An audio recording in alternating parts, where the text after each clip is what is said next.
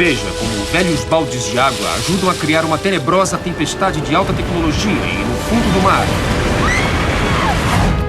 Descubra o segredo por trás dos mágicos cristais de gelo que caíram sobre Sandra Bullock e Ben Affleck. E saiba como os cineastas desviaram um rio para a enchente de Mel Gibson. Seja chuva ou neve, geada ou granizo. Descubra o que acontece na verdade quando Hollywood mexe no tempo. A seguir, segredos do cinema.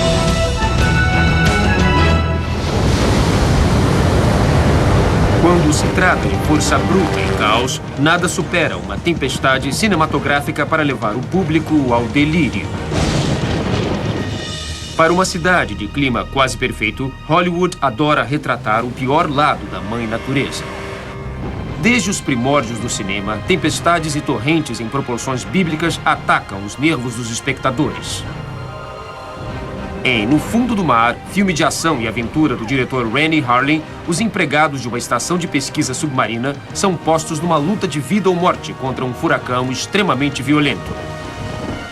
Criar tamanho impacto foi um dos grandes desafios para o supervisor de efeitos visuais Jeffrey Okun. A primeira coisa que o Rennie me disse foi que tinha que ser uma sequência de tempestade como nunca se tinha visto antes.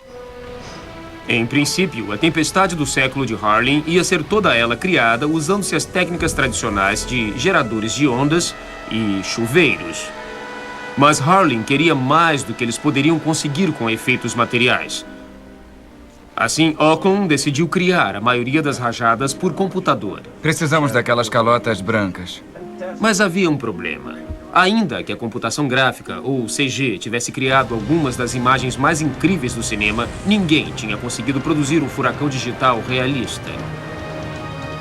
Ninguém tinha usado mar revolto, ninguém tinha precisado de um mar revolto, ninguém tinha pensado que um mar revolto podia funcionar em CG. Para fazer o que ninguém tinha feito antes, Okun procurou seus amigos do estúdio de efeitos digitais Flash Film. Você chega pra eles e diz, isso é o mínimo que eu preciso, isso é o que eu tenho que fazer, é assim que tem que parecer. Por favor, me salvem, eu estou numa confusão horrível. O assistente de efeitos visuais da Flash Film, John Meza, estava bem consciente do que iam enfrentar. Eles queriam ondas de 15 metros batendo nos prédios, tempestades, marés, toda aquela chuva, muita chuva mesmo, nuvens de tempestade, todos aqueles elementos que você só conhece com muita sorte. Primeiro, a equipe fez um modelo digital exato da estação de pesquisa oceânica aquática. Então, chegou a hora de se molhar. Temos oceanos diferentes. Um é para coisas mais calmas, outro tem um padrão de chuva real. São coisas que eu nem conhecia.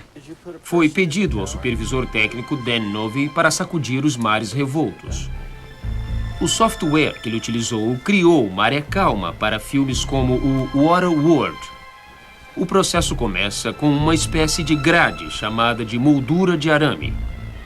Ele trabalhava com os criadores do software para controlar variáveis como velocidade do vento e altura da água, possibilitando a ele converter a maré calma em pesadelo de marinheiro. O programa em si é baseado na física. Preciso selecionar o vento e dizer quão forte ele deve soprar. Ainda que o software fosse capaz de agitar as marés gigantes que Harlin estava buscando, elas não quebravam e se espalhavam com a força de ondas de verdade. Para isso, a Flash Filmworks se voltou para a própria mãe natureza. Ouvimos o boletim de surf todas as manhãs e, ao invés de pegarmos as pranchas, pegávamos as câmeras. A equipe filmou ondas reais na costa rochosa da Califórnia. No computador, eles conseguiram isolar a forte turbulência das águas e colocá-la nos pontos de impacto de suas ondas pré-fabricadas. Junta-se tudo, aperta-se o botão e a mágica acontece. Imensos vagalhões em CG não eram o único desafio.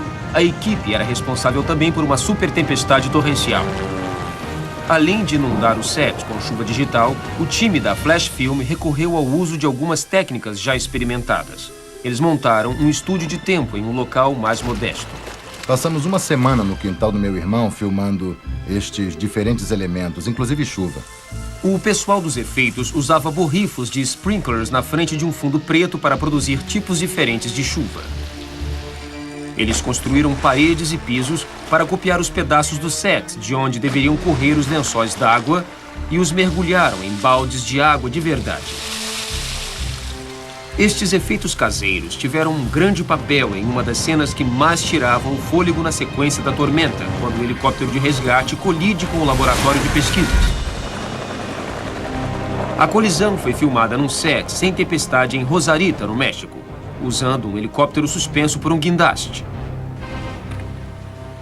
O supervisor de animação Ken Stranahan teve como desafio pousar o helicóptero condenado numa enxurrada daquelas. Para tornar uma coisa realista, você tem de ter, de fato, senso de profundidade. E é isso que torna uma tomada dramática. De modo que uma das primeiras coisas que fizemos foi acrescentar chuva na superfície desta plataforma. São simples manchas de chuva, e isto era um elemento da filmagem. Em seguida, ele posiciona sprays para borrifar e agitar a superfície da água e adiciona camadas múltiplas da chuva de quintal que a equipe tinha filmado. Do completamente seco ao encharcado.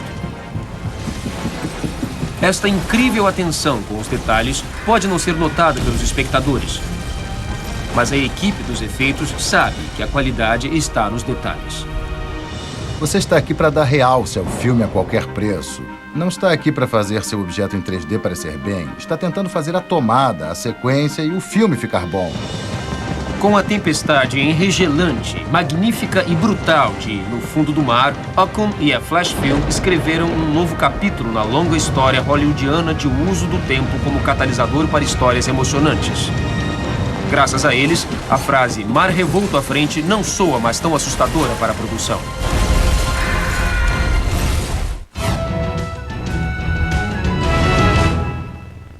Um dos homens fortes do tempo em Hollywood é John Fraser.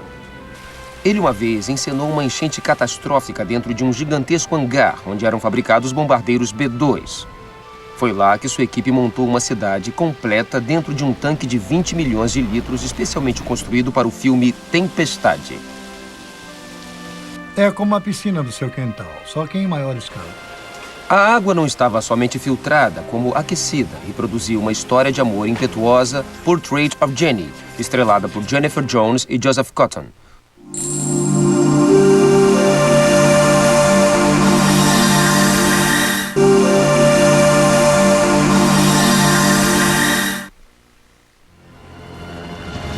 Ela tem sido retratada como um monstro raivoso.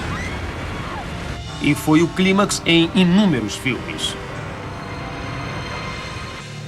Desde que as histórias começaram a ser contadas em filmes, os pioneiros da indústria, incluindo Thomas Edison, sempre quiseram imitar a Mãe Natureza. Em 1903, Edison fez um filme de cunho social, A Cabana do Pai Tomás. Apesar de ter filmado em um estúdio de primeira em uma cobertura de Manhattan, não conseguiu que o tempo colaborasse. Então, ele criou uma suave nevasca com pingos de espuma de barbear. Conforme o ato de filmar se tornou mais sofisticado, novas técnicas foram criadas para simular mau tempo e a Mãe Natureza se transformou em vilã popular. Para a versão de 1929 de A Arca de Noé, o diretor Michael Curtiz e o supervisor de efeitos especiais Ned Rupert Mann levantaram um templo pagão de 30 metros de comprimento e o rodearam de equipamento de efeitos especiais para a tempestade. Em sua busca de uma torrente assustadora, Curtiz e Mann jogaram a cautela para o alto e soltaram toneladas de água de umas caixas enormes sobre a cabeça de mais de 1000 figurantes. Se os resultados foram espetaculares, o terror foi real. Alguns dos participantes do elenco ficaram bem machucados no caos que se seguiu. Entendendo o perigo de se reproduzir a fúria da natureza, Mann escolheu uma técnica mais segura para sua próxima investida torrencial no filme Catástrofe O Dilúvio, de 1933. A história versava sobre um cataclisma que ia destruir Nova York. Mann construiu uma maquete de gesso, a maior de sua época, e a mergulhou em milhares de litros d'água. Os modelos em gesso desabaram como se fossem de concreto perante um público hipnotizado. Determinado a não ferir nenhum dos atores, Mann inseriu imagens de cidadãos histéricos em frente à destruição em miniatura. O mau tempo de Hollywood continuou. E em 1948, o legendário produtor David O. Selznick lançou sua própria produção tempestuosa. Selznick produziu uma história de amor impetuosa, Retrato de Jenny, estrelado por Jennifer Jones e Joseph Cotton. O filho de Selznick recorda a paixão de seu pai por este filme. Meu pai amava este filme. Costumava dizer que era um dos favoritos dentre todos os filmes que tinha feito. Apesar de ser um romance, Selznick não pôde resistir a ter pelo menos uma cena de ação em grande escala, uma tempestade catastrófica e um vagalhão. Primeiro, ele tentou filmar ao ar livre, em Cape Cod. Ele olhou para o que fora filmado e disse, não é bem assim, não tenho controle suficiente. E então disse, a única forma de conseguir o que quer é recriar Então foi criado um litoral no set, e Selznick começou a molhar seus astros com milhares de litros d'água de tanques enormes. Eram tanques imensos. Eu diria que provavelmente de 4 a 5 metros de altura, sobre uma base de 24 metros. A uma deixa, eles derramavam a água. Além dos tanques, mangueiras foram ligadas sobre os atores de todos os lados, e ventiladores fustigavam seus rostos. Quando o Retrato de Jane estreou no fim dos anos 40, a sequência da tempestade foi saudada como uma obra-prima cinematográfica. O artista de efeitos especiais recebeu um Oscar. Os cineastas tiveram a capacidade de recriar a fúria da Mãe Natureza com realismo sem precedentes. No entanto, eles ainda estavam limitados a trabalhar em locais fechados, onde as condições podiam ser cuidadosamente controladas. Foi então que, em 1984, o diretor Mark Ryder foi a extremos para mudar o rumo do tempo nas filmagens. Ele fez isso mudando o curso de um rio de verdade para seu filme The River. No filme, Mel Gibson e Sissy Spacek são os fazendeiros independentes May e Tom Garvey, que precisam lutar contra a Mãe Natureza sob a forma de uma enchente devastadora. Não me destrua. Tudo o que eu tenho está nestes campos. O clímax era uma cena na qual um rio transbordava e varria a fazenda dos Garveys, apesar de todos os seus esforços para salvá-la. Rydell trocou a fórmula tradicional de tanques em estúdios por uma bem mais ambiciosa. Começou a mudar o curso de um rio verdadeiro e fazê-lo inundar a fazenda. Os cineastas escolheram um terreno de 65 acres no leste do Tennessee, próximo ao rio Houston. Foi levantada uma barragem de pedra temporária na correnteza logo abaixo do set. Uma barreira de terra foi feita para deter a subida da água.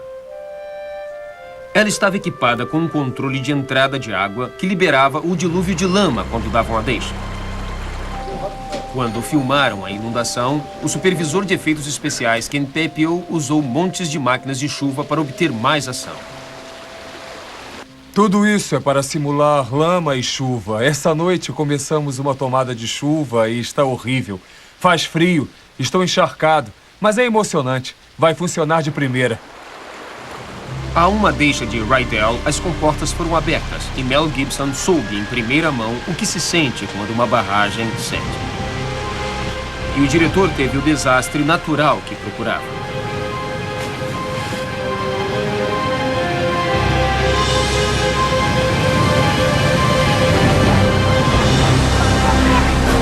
Os produtores de The River redesenharam um rio de verdade para contar uma história da vida real.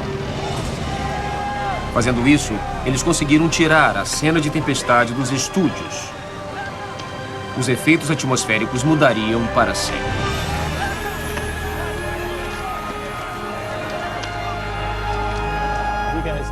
Anos depois, a tecnologia digital ia permitir aos cineastas dirigir a Mãe Natureza.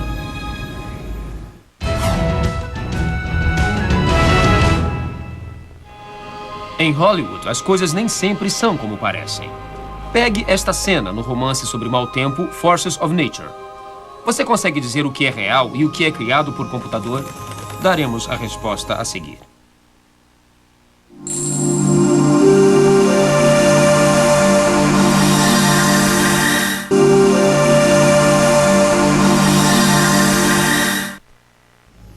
Nesta cena de Forces of Nature, o jato e as placas da pista são reais. Os céus cheios de nuvens e as gaivotas são todos criados por tecnologia digital. O tempo teve um papel tão importante nos filmes que, para muitos cineastas, é considerado um personagem principal. E corta! Chequem as entradas! Em nenhum outro lugar, isso foi mais verdadeiro como em Forces of Nature, da diretora Brennan Hughes. Ela estava decidida não apenas a dirigir atores como Sandra Bullock e Ben Affleck, como também o tempo. Forces of Nature utilizou efeitos visuais de última geração em 86 tomadas. Enquanto em um filme de ação isto seria comum, é extremamente raro em comédia romântica. Além de simplesmente criar tempestades trágicas, o tempo tinha o papel de estrela. A meta de Hughes era fazer as condições estáveis refletirem as mudanças emocionais dos personagens. Quando o problema estava aumentando, Hughes usou o céu para anunciar o perigo iminente. Mas fazer o tempo responder a um comando era impossível. Para obter controle total sobre o clima, ela reuniu 2 dos mais respeitados fabricantes de tempo de Hollywood: o assistente de efeitos visuais Henry LeBonta e o supervisor de efeitos especiais John Fraser, e já tinham mexido com caos cinematográfico no grande sucesso sobre mau tempo, Tornado. Tornado foi especificamente uma descarga destruidora e acabou com tudo o que podia em 90 minutos. Em Force of Nature, praticamente todos os elementos eram de fundo. Nós nunca ultrapassamos o topo. Foi muito mais sutil. Hughes queria que o tempo fosse hiperreal, sem espantar o público para fora do cinema. Ela queria realmente dar um impacto muito maior às imagens do que aquele que normalmente se consegue ao vivo. Então era muito desafiante conseguir imagens que se encaixassem nas fotos para parecer que realmente aconteceram, mas que fossem tão impressionantes como ela queria.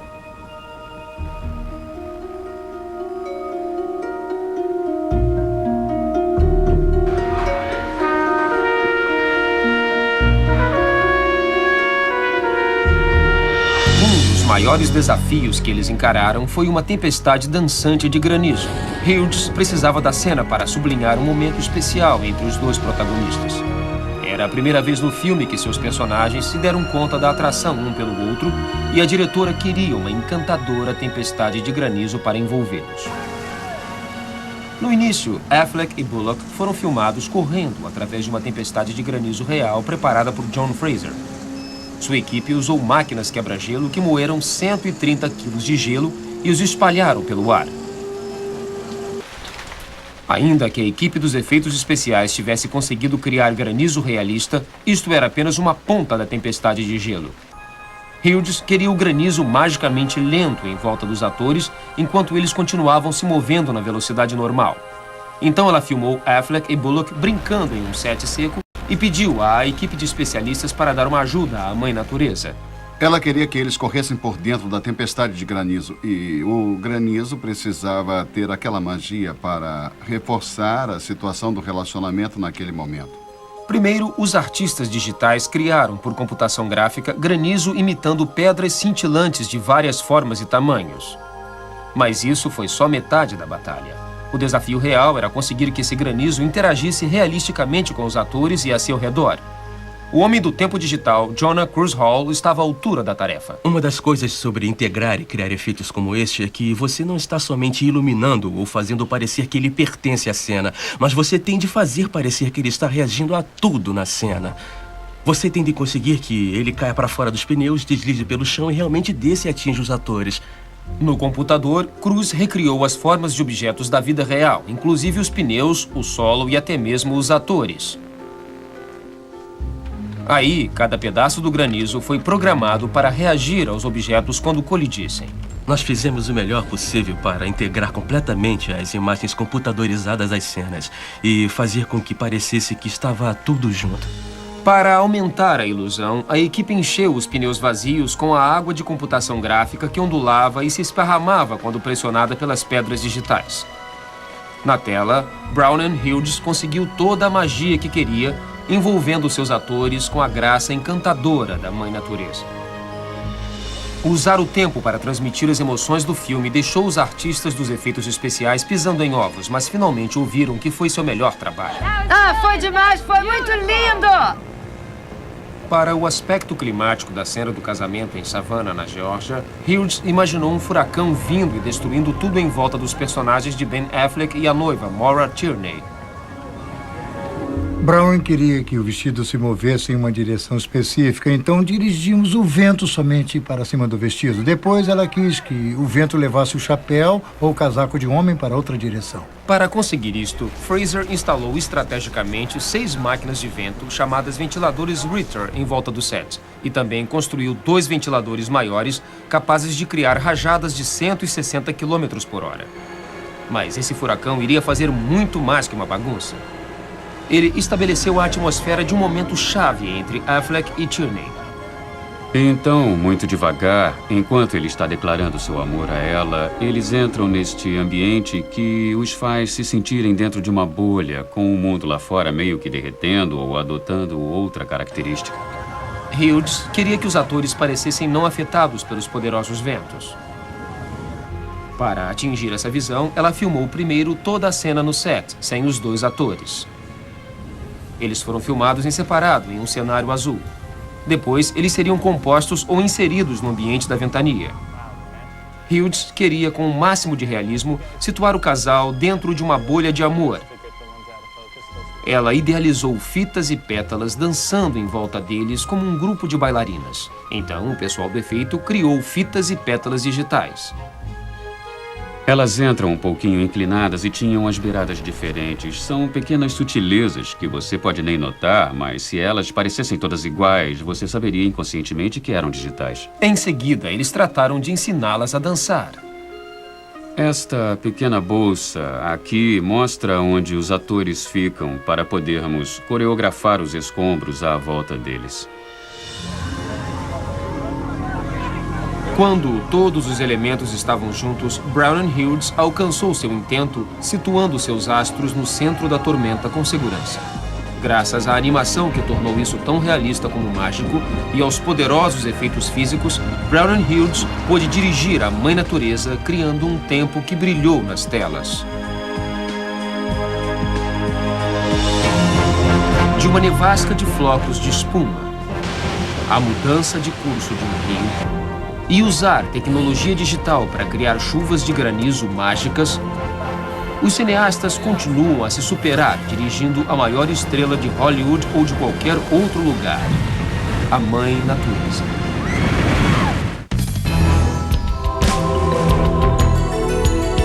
Versão brasileira, Herbert Richards.